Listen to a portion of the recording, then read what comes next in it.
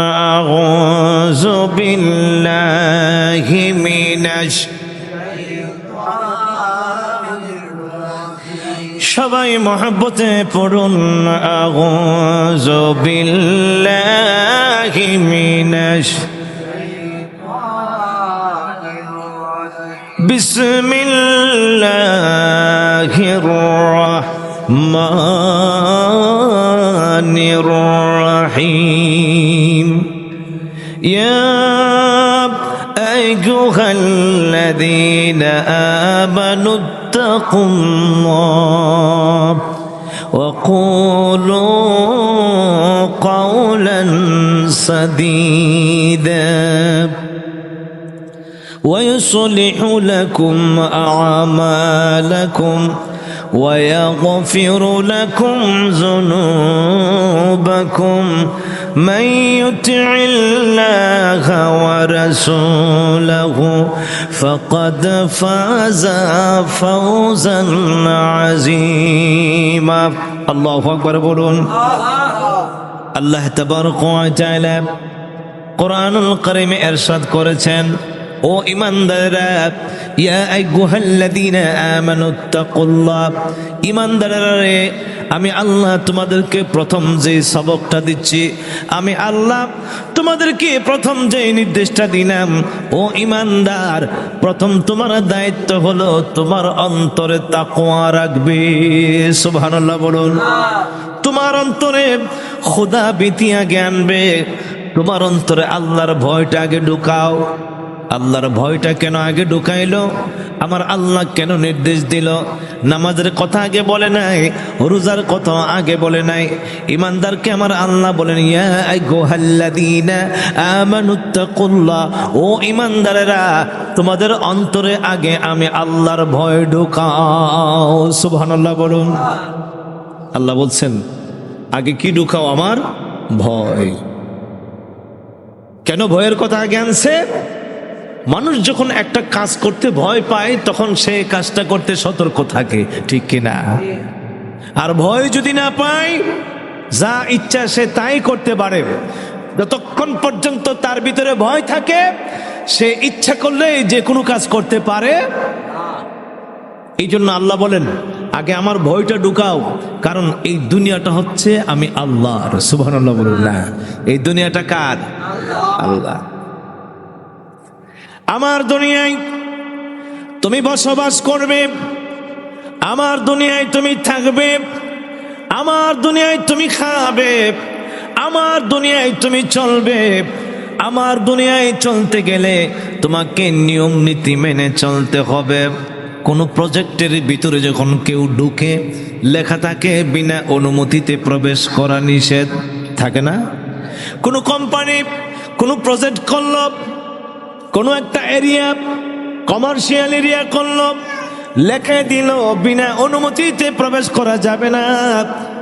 যদি এই লেখাটা থাকে তখন ভিতরে একটা ভয় থাকে যদি আমি ঢুকি তাহলে পুলিশ আমাকে অ্যারেস্ট করে ফেলবে ঠিক কিনা একজন দুনিয়ার মালিক একটা প্রজেক্ট করে সতর্কতা অবলম্বন করে দিল আমার এই প্রজেক্টের ভিতরে যদি তুমি ঢুকতে গেলে অনুমতি লাগবে সতর্ক অবস্থায় তোমার থাকতে হবে যদি অসতর্কতা অবলম্বন করো অসতর্ক অবস্থায় আমার প্রজেক্টের কোনো ক্ষতি করে ফেলো আমার পুলিশ তোমাকে অ্যারেস্ট করে ফেলবে আমার দারোয়ানরা তোমাকে এই প্রজেক্টে গ্রেফতার করে ফেলবে এই ভয়ে কেউ ঢুকে না আমার আল্লাহ বলেন গোটা দুনিয়াটা আমার আমি আল্লাহ এই দুনিয়াকে সাজায় দিলাম তোমাদের জন্য কিন্তু আমার এই দুনিয়াতে থাকার জন্য তোমাকে সতর্কতা অবলম্বন করতে হবে এই জন্য আমি আল্লাহ তোমাকে আগে বললাম এই সতর্ক পুলিশের মাধ্যমে নয় এই সতর্ক আর্মির মাধ্যমে নয় এই সতর্ক র্যাবের মাধ্যমে নয় এই সতর্ক বিডিআর মাধ্যমে নয় এই সতর্ক তোমাকে আক্রমণের মাধ্যমে নয় এই সতর্ক অস্ত্রের দ্বারা নয় আমার আল্লাহ বলেন এই সতর্ক তুমি তোমার অন্তরের মধ্যে রাখবে এই সতর্কটার নাম হচ্ছে তাকওয়া এই সতর্কের নাম কি? তাকওয়া। তুমি তাকওয়া অবলম্বন করে আমার দুনিয়াতে চলবে।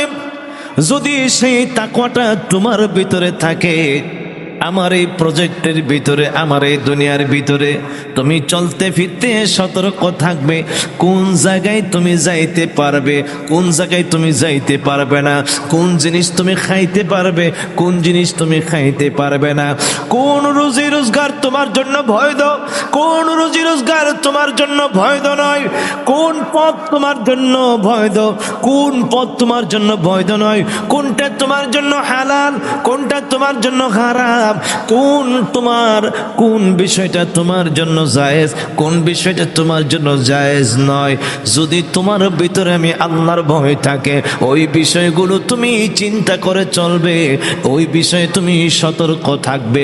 আমি আল্লাহ যে বিষয়ে রাজি তুমি এটা করবে, আর আমি আল্লাহ যে বিষয়ের উপর রাজি না, আমি আল্লাহ যে বিষয়ের উপর অসন্তুষ্ট, তুমি সেখান থেকে সতর্ক থাকবে। এটার নামই হলো তাকওয়া। এর নাম কি? তাকওয়া। আমি আল্লাহ বললাম চুরি করা যাবে না, আমার বয়ে তুমি চুরি ছেড়ে দিয়েছ। আমি আল্লাহ বললাম তুমি সুদ খাবে না, আমি আল্লাহর ভয়ে তুমি সুদ ছেড়ে দিয়েছ। আমি বললাম তুমি ঘুষ খাইতে পারবে না, তুমি আমার ভয়ে ঘুষ ছেড়ে দিয়েছ। এটাকে বলা হয় তাকওয়া। আমার আল্লাহ বলেন ঈমানদার, তুমি ঈমান আনার পরে তোমার ভিতরে সর্বপ্রথম যেই জিনিসটা থাকবে, ওই জিনিসটার নাম হলো তাকওয়া। আল্লাহ তাবারক ওয়া তাআলা কোরআনুল কারীমের অপর এক জায়গায় বলেছেন, ইয়া আইয়ুহাল্লাযীনা আমানুত্তাকুল্লাহা ওয়া কুনু মা'আস সাদিকিন। আল্লাহ তাবারক ওয়া তাআলা বলেন, ও আমার বান্দারা, তোমরা যারা ঈমান এনেছো, ঈমানদার, তোমাদের জন্য 1 নম্বর দায়িত্ব হলো তাকওয়া অবলম্বন করা, আর 2 নম্বর দায়িত্ব হলো একজন ভালো মানুষের সঙ্গ লাভ করা। সুবহানাল্লাহ বলুন। তোমরা আল্লাহকে ভয় করবে আর ভালো মানুষের সঙ্গ লাভ করবে। সুবহানাল্লাহ বলুন না। আমরা এখন ভালো মানুষের সঙ্গ চাই না, আমরা চাই কোন মানুষটা নেতা, কার টাকা বেশি, কার পিছনে ঘুরলে কিছু পাওয়া যাবে, ওই সঙ্গ আমরা তালাশ করি। কিন্তু ভালো মানুষের সঙ্গ আমরা তালাশ করি। ভালো মানুষ পাইলে জনমের ঠগান ঠগায় দেয়, এরকম মানুষ আছে না?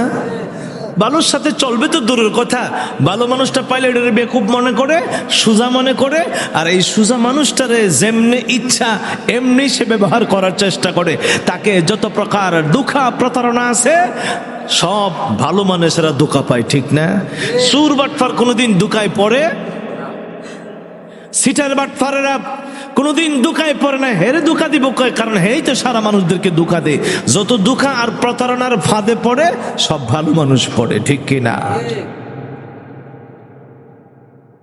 আল্লাহ তাবারক ওয়া তাআলা বলেন, যদি তুমি ভালো মানুষের সঙ্গ গ্রহণ করতে পারো, আমি আল্লাহ তোদেরকে একটা ঘোষণা দিয়ে দিলাম, আমার এই ভালো মানুষটা যদি জান্নাতে যায়, আমি আল্লাহ ওই ভালো মানুষের খাতিরে তোকে জান্নাতি বানায়া দিব। আর একটু জোরে কন্যা সুবহানাল্লাহ। এই জন্য বলবো বাবা, বাটপারি সিটারি যায় যে এখানে করেন, কোনো ভালো, কোনো ভদ্র, কোনো সোজা সাজা এই সমস্ত মানুষের সাথে বাটপারি সিটারি করবেন না। এই সমস্ত মানুষদেরকে ধোঁকা দেওয়ার চেষ্টা করবেন না। এই সমস্ত মানুষদেরকে প্রতারণার ফাঁদে ফালাইবার চেষ্টা করবেন না। এদেরকে মিথ্যা বলে প্রতারণা করার চেষ্টা করবেন না। যদি করেন, তোমার আল্লাহ আপনাকে কখনো ছাড়বে না, মহা বিপদের মধ্যে আল্লাহ পাক ফালাই দিবে যদি কোনো ভালো মানুষের সাথে আপনি প্রতারণা করেন। এই জন্য আল্লাহ তাআলা বলেন, ওয়া কুনু মা'আস সাদিকিন। রাসূলুল্লাহ বলেন, শোনো, যদি তুমি একজন নেককার পরহেজগার ভালো মানুষের সঙ্গে সঙ্গ লাভ করতে পারো, ফাআনতা মাআ মান আহবাবতা, যদি তুমি তারে ভালোবাসো, তুমি জাহান্নামী হইল, আমার আল্লাহ ওই জান্নাতি লোকটার ওসিলায় তোমাকে জান্নাতি বানায়া দিবে। আর যদি তুমি দুনিয়ার কোন খারাপ মানুষের সাথে সঙ্গ লাভ করো, যদিও তুমি ভালো কিন্তু খারাপ সঙ্গের সাথে সঙ্গী হওয়ার কারণে ওই খারাপের সাথে তুমিও জাহান্নামে চলে যাবে। এই জন্য বলবো বাবা, খেয়াল করবেন যে লোকটা ভালো, ওই লোকটার সাথে চলার চেষ্টা করবেন, ওই লোকটাকে আদব দেওয়ার চেষ্টা করবেন, ওই লোকটাকে ইজ্জত দেওয়ার চেষ্টা করবেন, ওই লোকটাকে সম্মান দেওয়ার চেষ্টা করবেন। আমার রাসূল বলেন, কোনো ভদ্র বুজুর্গ ব্যক্তিকে যদি একটা গ্লাস পানিও পান করাও, ওই একটা গ্লাস পানি পান করার ওসিলা আমার আল্লাহ হাসরের দিন তোমাকে জান্নাতের ব্যবস্থা করবে। একজন ভালো বুজুর্গ মানুষকে যদি সম্মান করো, ইজ্জত করো, রাসূলুল্লাহ বলেন হাসরের দিন তারা তোমাকে সুপারিশ করবে, আল্লাহর কাছে বলবে, আল্লাহ আমাকে তুমি জান্নাতে দিয়ে দিলাম, আল্লাহ গো এই লোকটা তো আমার সাথে সম্পর্ক রেখেছিল। আমার আল্লাহ বলবেন, যাও, তোমার সাথে সম্পর্ক থাকার কারণে তোমার যেহেতু মনে চাই তারে জান্নাতে নেওয়ার, আমি আল্লাহ তোমার খাতিরে তারে জান্নাতে দিয়ে দিলাম। হাদিস শরীফের মধ্যে আছে, বুজুর্গ ব্যক্তি জান্নাতে যাবে, আল্লাহ বলেন যাও, কিন্তু যাবে না, ফিরে ফিরে তাকাবে, ফিরে ফিরে তাকাবে। আমার আল্লাহ বলবেন, কি ব্যাপার, জান্নাতে তুমি যাবে, আনন্দ চিত্তে খুশি মনে তুমি জান্নাতে যাবে, জান্নাতের দিকে না যাইয়া পিছনের দিকে তুমি বারে বারে বারে বারে ফিরে তাকাও। ওই লোকটা বলবে, আল্লাহ আমার পিছনে এমন কতগুলো মানুষ আমি দেখি যারা আমাকে ভালোবাসতো, আমাকে মহব্বত করতো, আমাকে ইজ্জত করতো, আমাকে পানি পান করাতো, আমাকে সাহায্য করত, সহযোগিতা করত। আল্লাহ তুমি আমাকে জান্নাতে দিয়ে দিচ্ছ, আর এই মানুষগুলো জাহান্নামে চলে যাবে। আল্লাহ আমি কেমন করে থাকবো রে মাওলা, কি বিনিময় তাদেরকে দিব, কি প্রতিদান আমি তাদেরকে দিব। আল্লাহ তোমার কাছে আমি ভিক্ষা চাই, তুমি যদি আমারে খুশি করতে চাও, তুমি যদি আমাকে জান্নাতে দিতে চাও, আল্লাহ যে মানুষগুলো আমাকে ইজ্জত করতো, সম্মান করতো, কদর করতো, আল্লাহ ওই মানুষগুলো আমার সঙ্গে তুমি জান্নাতে দিয়ে দাও। হাদিস শরীফে আছে, আমার নবীজি সাজদায় পড়ে পড়ে কাঁদবেন। আল্লাহ বলবেন, কেন কাঁদেন হাবিব? নবীজি বলবেন, না আমার কান্না বন্ধ হবে না, আমার উম্মত গুলো যদি আজকে জাহান্নামের আগুনে জ্বলে, আমি নবীর কান্না বন্ধ হবে না, আমি নবী সেজদা থেকে মাথা উঠাবো না।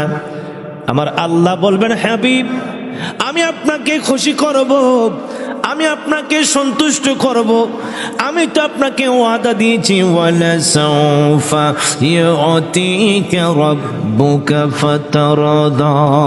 হাবিব আপনাকে আমি খুশি করব, সন্তুষ্ট করব, আমি আল্লাহ ওয়াদা দিয়েছি, সুতরাং আপনি কাঁদলে আমি আল্লাহ সহ্য করতে পারি না, আপনি কি চাওয়ার আছে চান।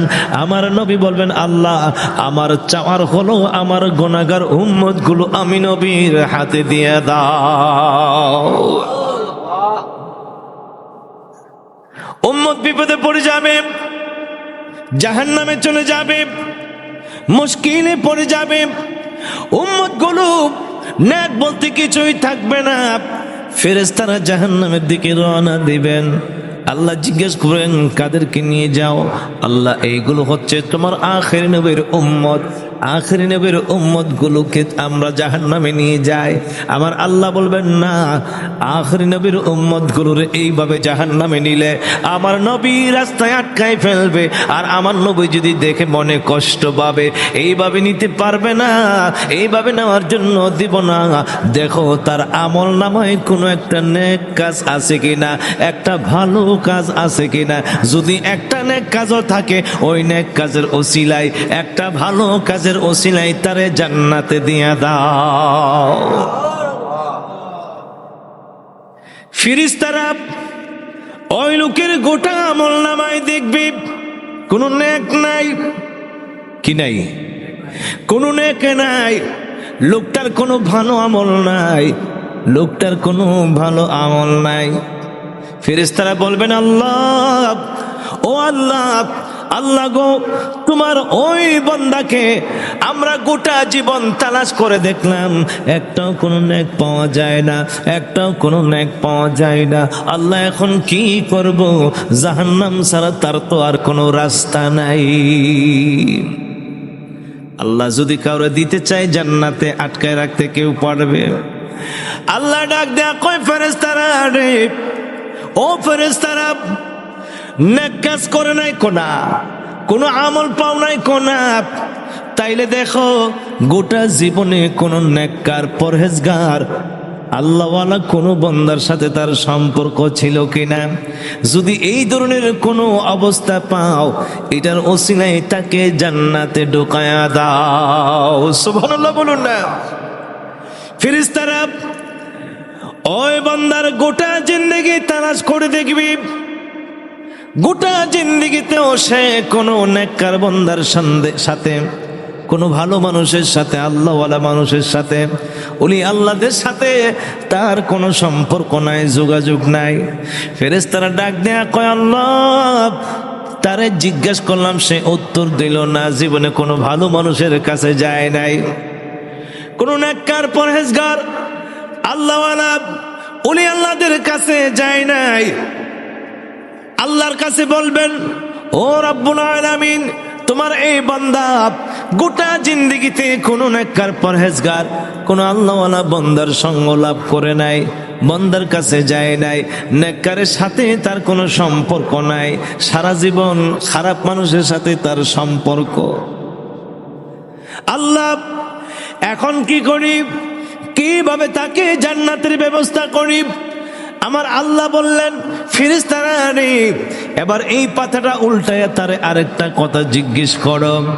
দেখো সে জীবনে নেক কাজ করে নাই, নেক কাজ সে করে নাই, নেকের কাছেও যায় নাই, নেককার বান্দার সঙ্গ লাভ করে নাই, আল্লাহর ওলিদের কাছেও যায় নাই, নেক কাজ করেও নাই, নেককার বান্দার কাছেও যায় নাই। এবার তারে বলো, নেককার বান্দার সঙ্গে সম্পর্ক ছিল এমন কোন ব্যক্তিদের সাথে তার যোগাযোগ ছিল কিনা? সুবহানাল্লাহ বলুন। ফেরেশতারা এবার এসে জিজ্ঞেস করবে, নিজে তো নেক কাজ করো নাই, কোন নেককার ওলি আল্লাহদের সঙ্গ লাভ করো নাই, তাদের কাছেও যাও নাই, তবে তোমাকে আমার আল্লাহর একটা অপশন দিল, সুযোগ দিল, তুমি বলো নেককার আল্লাহওয়ালা বান্দাদের সাথে সম্পর্ক ছিল এমন কোন বান্দার সঙ্গে তোমার যোগাযোগ ছিল কিনা, সম্পর্ক ছিল কিনা? লোকটা তখন চোখের পানিগুলো ছেড়ে দিয়া ফেরেশতাদেরকে ডাক দিয়ে বলেন, ফেরেশতারা রে, ও ফেরেশতারা, আমার আল্লাহর কি এতই দয়া, এতই মায়া, আমি গুনাহগার, আমি নাফরমান, আমি নেক কাজ করি নাই, নেককার কোনো বান্দার সঙ্গে আমার যোগাযোগও ছিল না, তবে একটা কথা মনে পড়ে, একজন আল্লাহর ওলির সাথে যোগাযোগ ছিল, সম্পর্ক ছিল একটা লোকের, আমি তারে খুব বেশি ভালোবাসতাম। সুবহানাল্লাহ। আমার আল্লাহ ডাক দেয়া কয়, ফেরেশতারা রে, ও ফেরেশতারা, আমার বান্দা নেককার ওলি আল্লাহদের সাথে সম্পর্ক ছিল, এমন কোন আমার বান্দার সাথে যেহেতু যোগাযোগ রেখেছে, সম্পর্ক রেখেছে, তারে ভালোবেসেছে, যাও এখন আমি আল্লাহ ঘোষণা দিয়ে দিলাম তার সঙ্গে তারে জান্নাতের ব্যবস্থা করে দাও। উম্মতের জাহান আমার নবী দু জাহান, বলুন উম্মতের জাহান আমার। গুনাহগারকে পার করিবেন হাসরের ময়দান, গুনাহগারকে পার করিবেন হাসরের ময়দান। উম্মতের জান আমার নবী দু জাহান, বলুন উম্মতের গুনাহগারকে পার করিবেন, গুনাহগারকে পার করিবেন হাসরের ময়দান।